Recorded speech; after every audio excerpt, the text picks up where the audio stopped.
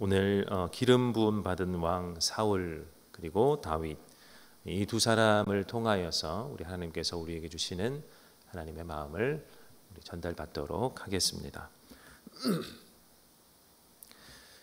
미국에 참 대통령들이 역대 대통령들이 많았는데 그 중에서도 우리 케네디 대통령 이후에 대통령이 된 존슨 대통령이라는 분이 있습니다. 케네디 대통령이 피살된 직후 공석을 메우기 위해서 일을 했고 그 이후에 재임했던 우리 존슨 대통령이 있는데요. 이 대통령은 이제 내각 그리고 같이 자기와 일할 사람을 뽑을 때 남다른 기준을 적용해서 이 두 가지를 꼭 지켜달라고 했다고 합니다. 첫 번째는 빨리 출세한 사람은 배제해달라. 두 번째는 실패 경험이 없는 사람도 배제해달라라고 기준을 세웠습니다. 첫 번째는 빨리 출세한 사람은 독선적이 되기 쉽고 자기 이익에 눈이 밝아서 함께 일하는데 어려움이 있겠다라고 했다고 하고요. 두 번째, 실패 경험이 없는 사람은 실패한 사람에 대한 공감 능력이 없어서 같이 일할 수 없겠다라는 기준을 세웠다고 합니다. 오늘 이 말씀을 준비하면서 하나님도 이런 기준, 같은 기준은 아니겠지만 하나님만의 남다른 독특한 왕을 세우는 기준이 있었겠다라는 생각이 들었습니다. 우리 사무엘 상하를 읽으면 이 기준이 사울에게 그리고 다윗에게도 적용이 되는구나를 볼 수가 있습니다. 사울과 다윗의 공통점이 있습니다. 두 가지가 있는데 첫 번째는 이 두 사람 다 왕이죠. 왕으로 세움 받았다라는 것이 공통점이겠고, 두 번째는 둘 다 기름 부음을 받아 세움 받은 자다라는 것이 두 번째 특징 공통점입니다. 그런데 사무엘상 16장 1절 아까 우리 읽었는데요. 1절처럼 공통점이 왕으로 세움을 받았고 그리고 기름 부음 받은 공통점이 있는데도 불구하고 사울은 버림을 받고 다윗은 중간에 사실 우리가 다 알고 있는 하나님 앞에서의 범죄한 사실이 있음에도 불구하고 버림받지 않는 왕이 됩니다. 무슨 차이가 있길래 이런 상반된 결과를 나타내었을까 생각해 보아야 되겠죠. 둘 다 기름 부음 받은 자인데 이렇게 극명한 반대의 결과를 낳고 말게 됩니다.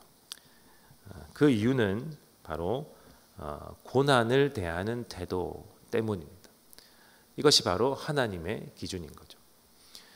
하나님께서 이렇게 주시는 고난이 있을 텐데 이 고난을 대하는 태도가 어떠했느냐에 따라서 이 두 왕은 상반된 결과를 이렇게 맞이하게 됩니다.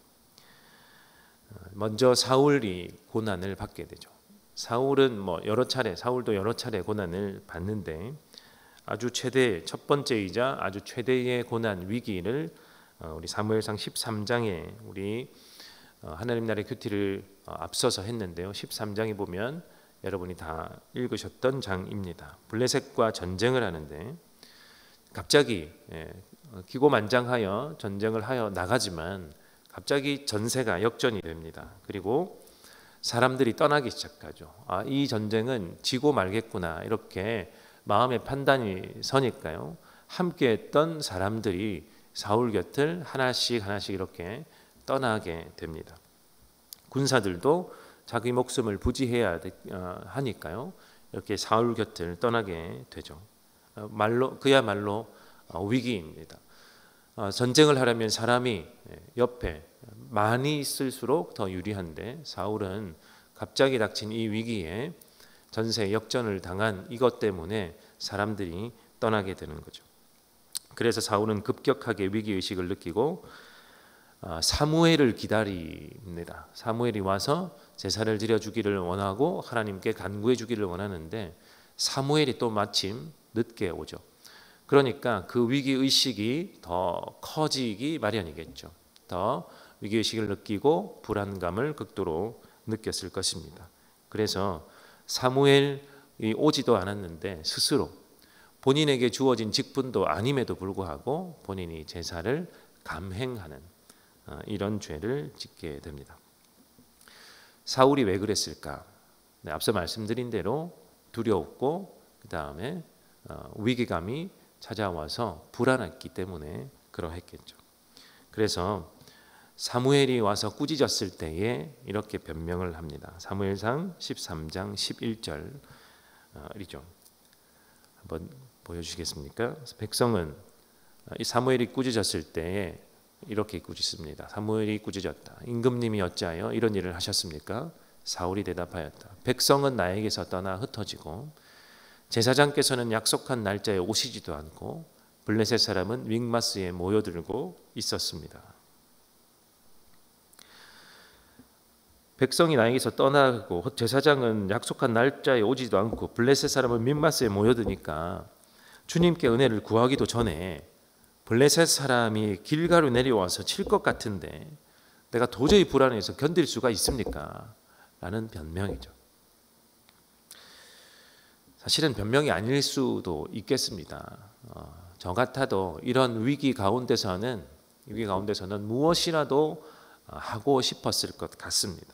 진짜 두려워서, 진짜 무서워서 이 일을 하나님이 허락하시지도 않은 이 일을 했을 수도 있겠죠. 사실 그러면 더 문제가 되는 거죠. 하나님이 세우신 기름 부어 세우신 왕인데 믿음이 없는 것이니까. 믿음이 없이 이 백성을 통치하고 다스릴 사람이 되니까 사실은 더 큰 문제가 됩니다. 그런데 반면에 다윗은 어떠한가를 보면 다윗에게도 수없이 많은 위기가 찾아오죠. 다윗은 기름 부음 받은 후에 바로 왕이 되지는 않습니다.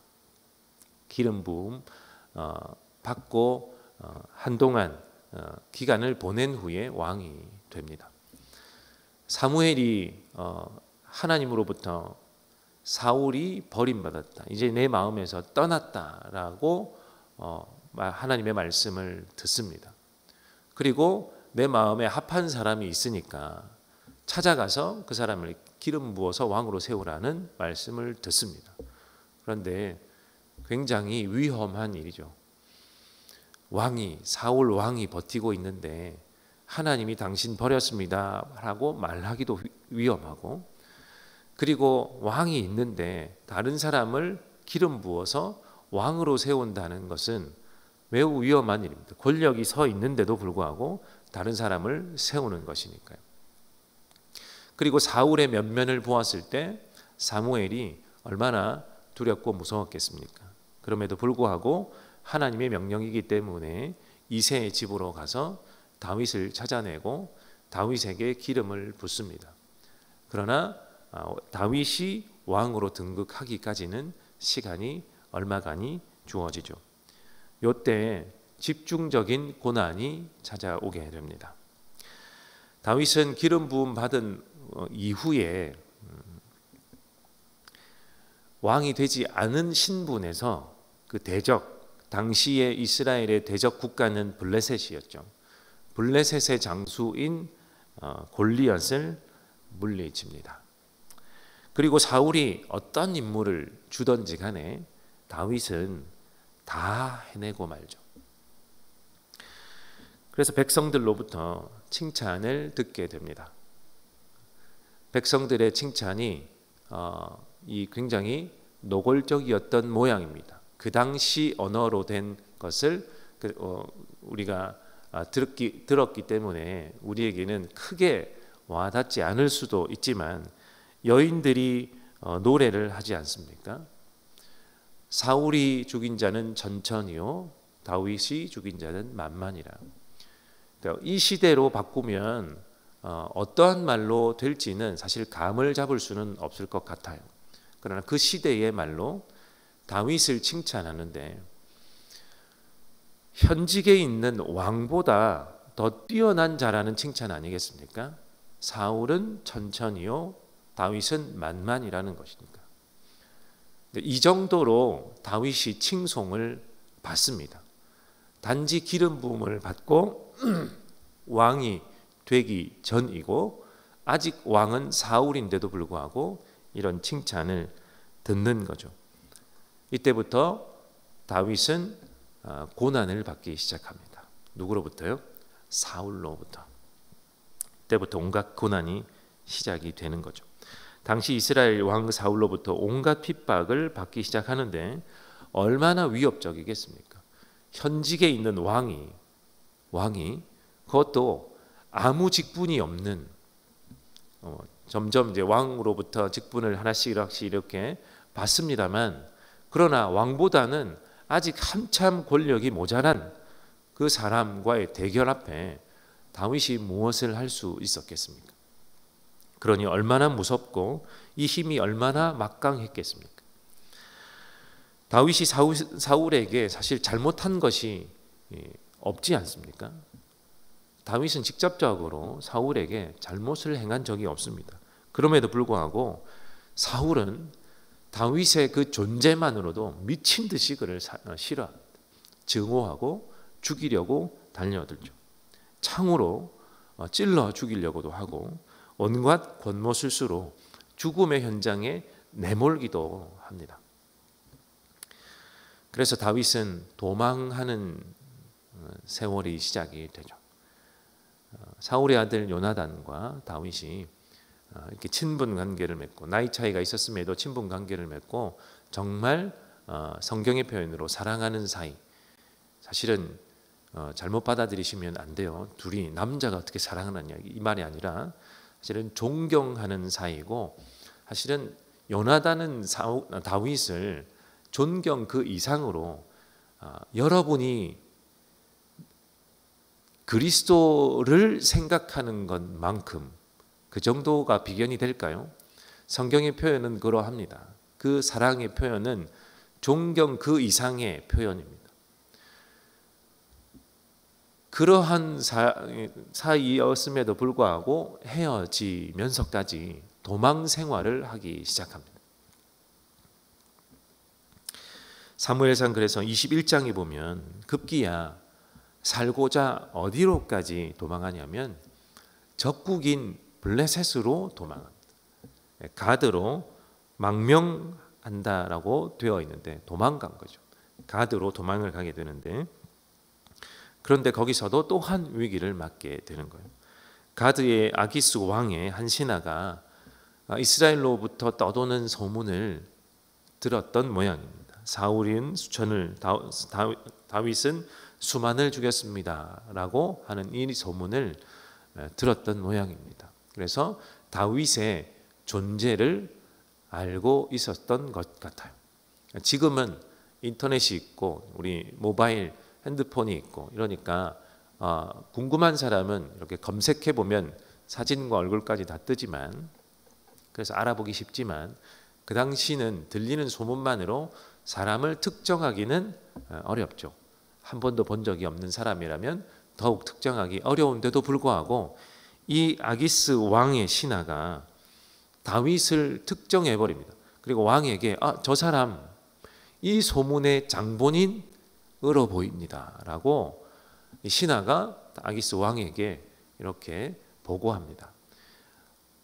사울의 이 악랄한 정말 이 위기 가운데서 피하고자 적국인 블레셋까지 도망을 갔는데 거기서 또 위기를 맞이하는 거예요. 그 사실을 다윗이 보고는 이 위기를 피해야겠다 생각하고 미친 척을 합니다. 성경의 표현으로 미친 척을 하죠. 사실은 굉장히 지혜로운 판단입니다. 다윗으로서는 아주 지혜로운 판단이죠. 왜 그러냐 하면 들키게 되면 자기가 주임을 당하는 것뿐만이 아니고 정치적 포로가 될 위험이 큽니다. 정치적 포로가 되어서 적국 블레셋이 이스라엘을 압박하는데 굉장히 유용한 인질이 될 것이 자명하기 때문에 극단적 선택으로 미친 척을 하게 되는 거예요. 그래서 두 가지를 수행을 합니다. 하나는 성문 문짝 위에 아무렇게나 글자를 글적이고, 두 번째는 수염에 침을 이렇게 질질 흘리는 것을 감행을 하게 되는데, 사실은 여러 번 우리 담임 목사님으로부터 그 이스라엘의 수치 문화에 대해서 소개를 받은 적이 있는데요. 우리나라의 수치 문화와 아주 비슷합니다. 이스라엘의 수치 문화. 우리는 수치스러운 일을 행하는 것을 극도로 꺼려하죠. 남에게 폐를 끼치는 것도 그렇지만 우리 조상 대대로 가문의 명예를 실추시키거나 남자로서 여자로서 행하지 않아야 될 일들을 하는 것을 굉장히 꺼려하는 것처럼, 이 중동 국가 지금도 그러하지만 그 이전에 이스라엘도 이 수치 문화가 굉장히 발달해 있었기 때문에 왕은 이뤄야 돼, 이런 것들이 있는 거죠. 왕으로서 하지 말아야 될 두 가지를 했는데, 이 사무엘서를 작성한 기자도 이 정도까지는 못 적겠다라는 것이 있었던 것으로 보입니다. 이 히브리 말로 글자를 글적이다는 말이 새기다 그리고 표시하다 라고 되어 있기도 하지만, 이걸 완곡한 표현으로 이렇게 말했지, 사실 다윗은 그 소변을 보고 손에 묻혀서 벽에 이렇게 낙서를 물을 묻힌 것처럼 하거나, 침을 흘려서 침을 막 손에 이렇게 막 발라서 이렇게 한 것으로 보는 학자들도 있어요. 이렇게 표현하기에는 너무 수치스러우니까 이렇게 완곡해서 그냥 글자를 이렇게 미친 사람처럼 이렇게 글적였다, 이 정도로 표현했다고 보는 구약 학자들도 꽤 많이 있습니다. 아마 그랬던 것 같아요. 아주 극단적으로 그냥 완곡하게 지나가다가, 우리가 옛날에 동네 어떤 사람이 벽에 이렇게 긁고 가는 이 정도로 그냥 완곡하게 표현했을 뿐, 정말 그 손에 소변을 묻히고 침을 묻혀서 막 벽에 낙서를 한 것, 그런 행위를 나타낸다고 보면 되겠습니다. 그리고 수염에 침을 흘리는 것도, 우리나라도 양반들이 수염을 자르는 것을 목숨처보다 아끼는 것으로 생각하지 않았습니까? 이스라엘도 마찬가지로 수염을 건드리는 것을 극도로 꺼려하고 수치로 생각했기 때문에 수염에 침을 묻히는다는 것은 상상하기 어려운 일인데, 이 두 가지를 다윗이 그곳에서 극단적인 행위로 보여줍니다. 사람들이 진짜 미쳤구나, 저 사람 진짜 미쳤구나, 저 사람이 과연 다윗일 수가 없다라고 할 만큼 그런 행위를 합니다. 그래서 위기를 모면하게 되죠. 이러한 고난을 다윗이 겪고 있는 것입니다. 다윗의 고난은 그 뒤로도 사울과 비교할 수 없을 만큼 많이 이어지죠.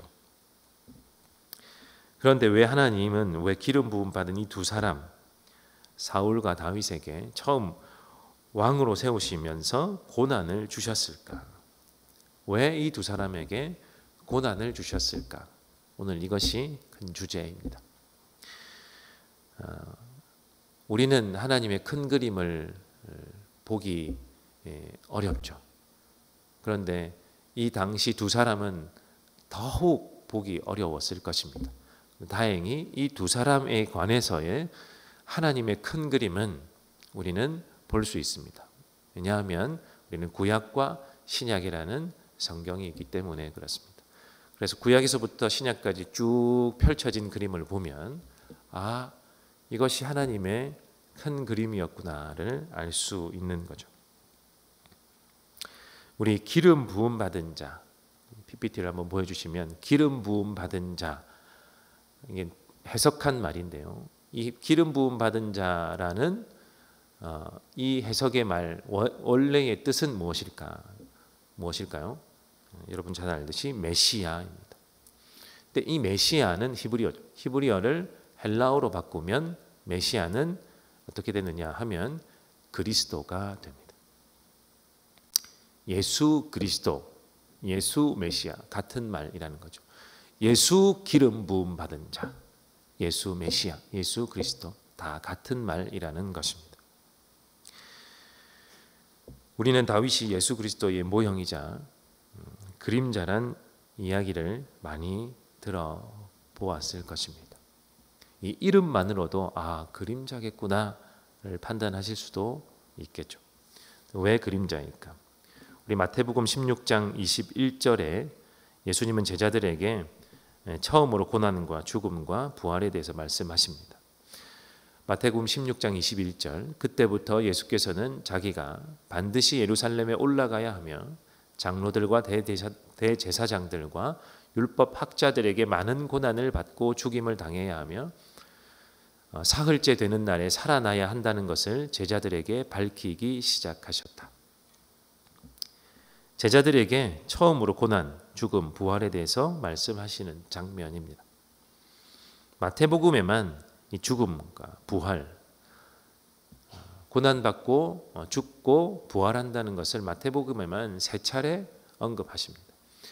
기록된 것이 3차례지 사실 공생의 3년간 예수님께서 제자들을 이렇게 데리고 다니시면서 가르치실 때 기록된 것만이 3번이라면 그 이상으로 얼마나 더 많이 말씀하셨을까 우리가 충분히 예상하실 수 있겠죠. 이렇게 이야기를 하는데도 그러나 제자들은 알아듣지 못합니다. 물론 예수님이 제자들을 선택하실 때 다 포기하고 예수님을 이 제자들은 다 따라오죠. 그러나 그들의 이해관계는 다 달랐던 것 같습니다. 그들이 예수님을 따른 목적들도 다 달랐던 것 같아요.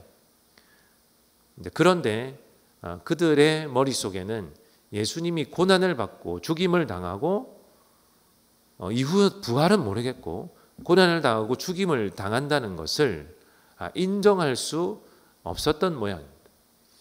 그들이 예수님을 다 버리고 따를 때에 있던 목적, 어떤 생각, 어떠한 것이든지 다 유추해 볼 때 예수님이 자꾸 고난을 이야기하시고 내가 고난을 받을 것이고 내가 붙들려서 죽임을 당할 것이다라는 말이 동의가 안 되었던 모양입니다. 왜 안 그렇겠습니까? 내가 진실로 사랑하고 존경해서 따르는 나의 스승이 내가 곧 죽을 거야, 잡힐 거야, 죽을 거야를 말하면 그들의 문화권 내에서도 존경하는 마음에라도 믿을 수가 없었을 것 같습니다. 어쨌든 알아듣지도 못하고 믿지도 않아요. 심지어 예수님이 꾸짖기도 하시는데도 알아듣지도 않고 알아들으려고 하지도 않습니다. 그리고 나서 실제로 사건이 벌어지고 난 뒤에 예수님이 진짜로 붙들리시고 고난을 당하시고 죽임을 당하신 이후에 예수님의 말이 진짜구나. 근데 심지어 부활은 또 못 믿어요. 그래서 예수님이 제자들이 숨어있던 다락방에 나타나셔서 나다 이렇게 말씀하시는데도 믿지 못합니다. 그래서 도마는 증거를 보여달라. 그래서 예수님이 증거를 보여주죠.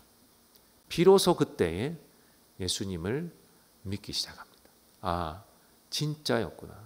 예수님의 말씀이 진짜였구나. 고난 당하시고 죽임 당하시고 부활하신다는 사실이 진짜구나. 예수님은 친절하게 이 제자들을 부활하신 몸으로 위로해 주십니다. 베드로가 3번 부인했던 것을 3번 베드로야 너는 나를 사랑하느냐? 식사하시면서 너는 나를 사랑하느냐? 너는 나를 사랑하느냐? 이렇게 3번 부인했던 베드로에게 3번 물으시면서 회복함을 가져다 주시기까지 하죠.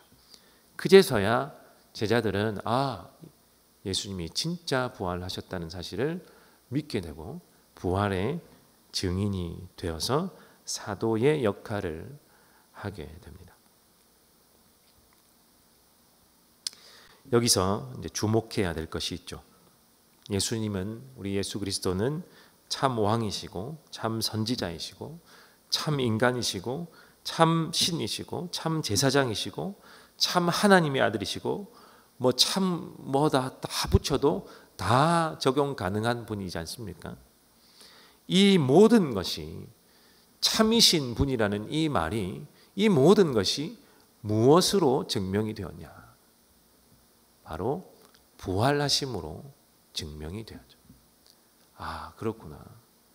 우리도 비로소 성경을 읽으며 예수님의 부활 사건을 읽을 때 아, 그렇구나. 진짜 예수님이 메시아시고 그리스도시구나를 깨닫게 되는 것처럼요. 그래서 예수님의 부활은 정말 대단한, 우리 인생에 있어서도 대단한 사건인 것입니다. 그런데 이 부활은 그냥 이루어지는 것이 아니죠. 예수님의 가르침대로 반드시 고난과 죽음이 동반되어야 하는 것입니다. 고난과 죽음을 겪은 이후에 오는 것이 이 부활의 영광입니다.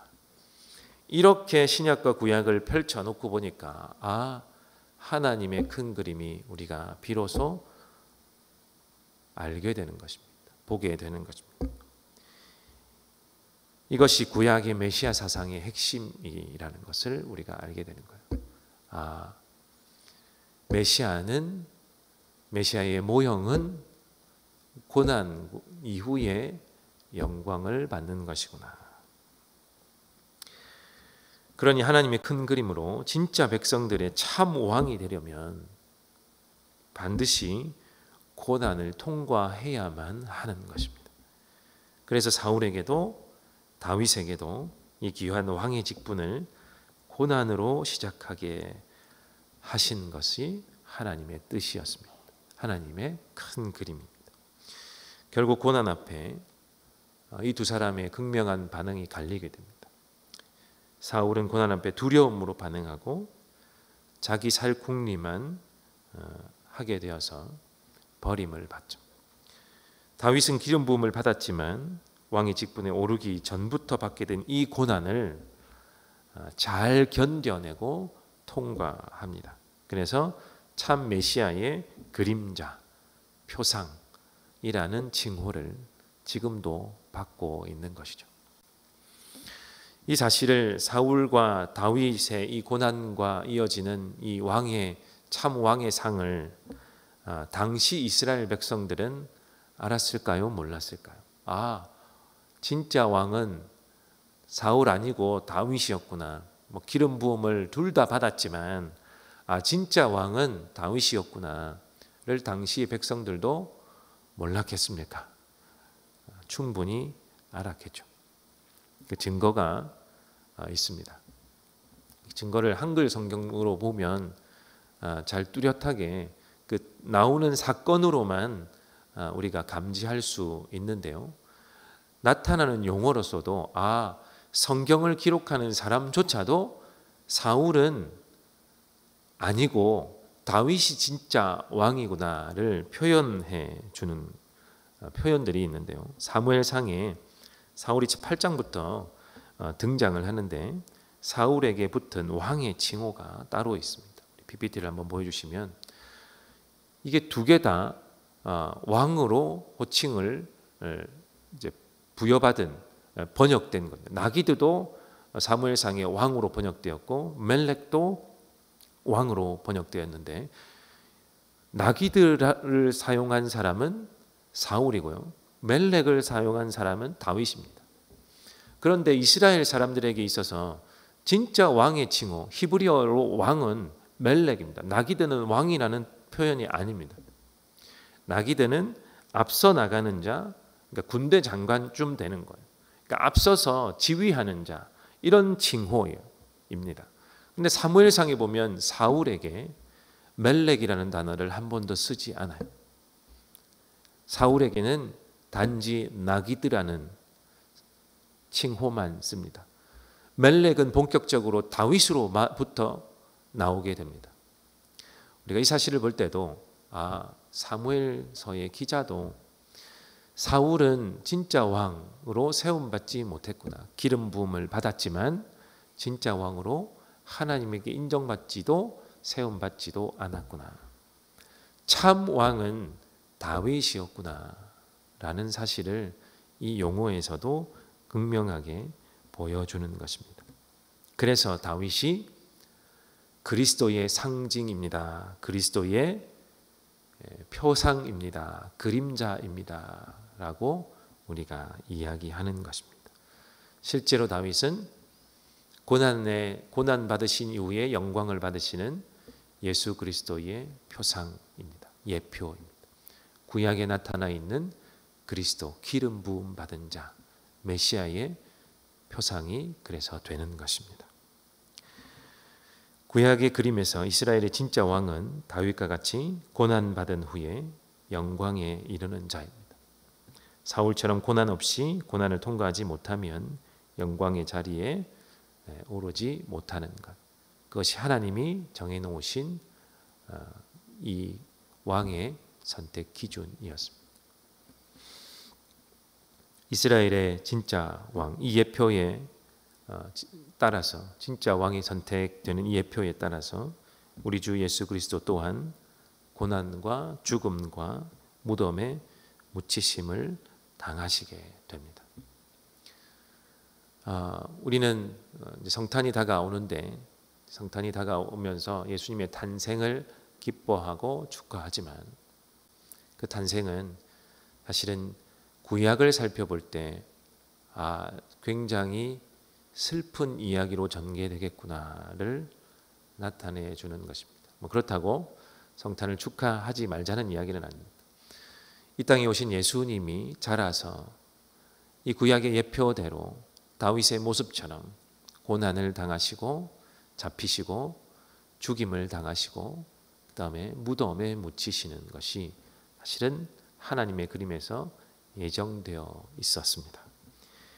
그것을 다 이겨내신 후에 비로소 부활의 영광을 얻으시는 것이 예수님의 길이었습니다. 예수님이 부활의 영광에 이르기까지 받은 수많은 고난, 수치, 고통, 이런 것들 누구를 위함이었을까? 우리가 생각해 보아야 되겠죠.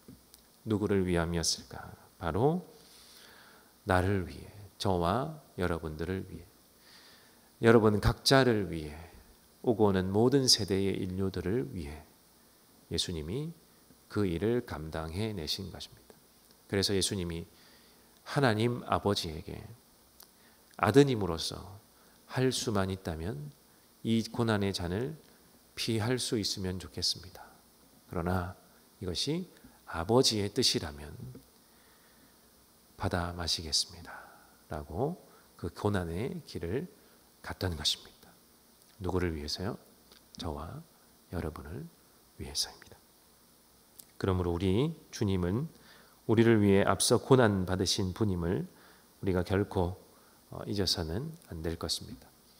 성탄 때에도, 성탄 이후에도 꼭 고난 주간만 생각하는 것이 아니라 어떠한 날이라도 예수님이 우리를 위해 이렇게 고난을 받으셨다는 것, 우리가 잊어서는 안 되겠습니다. 꺼내어보고 또 꺼내어보고 다시 한번 꺼내어보고 무슨 일이 있든지 꺼내어 볼 줄 아는 저와 여러분이 되면 좋겠습니다. 그래서 고난 이겨내기를, 버텨내기를 우리 예수님처럼 우리도 잘 할 수 있으면 좋겠습니다. 저는 여러분이 어떠한 고난에 있는지, 어떠한 고통을 받고 어떠한 길을 가고 있는지 다 모릅니다만, 여러분의 인생에 있어서 지금 펼쳐지고 있는 일에 있어서도 어떠한 일이 펼쳐지던 간에 우리 주님의 고난을 기억하면서, 다윗이 그 고통을 버텨내었던 것을 기억하면서 고난 이후에 영광이 찾아온다는 그 소망을 품고 지금 당하고 있는 모든 일들을 주님 앞에 내어놓음으로 이 시간을 잘 이겨낼 수 있으면 좋겠습니다. 잘 이겨내고 승리하면 좋겠습니다. 반드시 고난 이후에 영광이 찾아오기 때문에 그러합니다.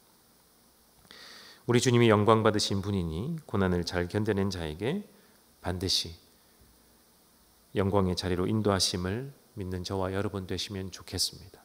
우리 주님이 오실 때 확실하게 약속하신 것처럼 모든 고난과 고통이 다 사라지고 내게 이 땅에서의 영광이 얼만큼 되는지는 모르겠지만 우리 주님이 다시 오실 때에는 우리가 동일한 그 최대의 영광으로 주님 곁에 설 것을 믿습니다.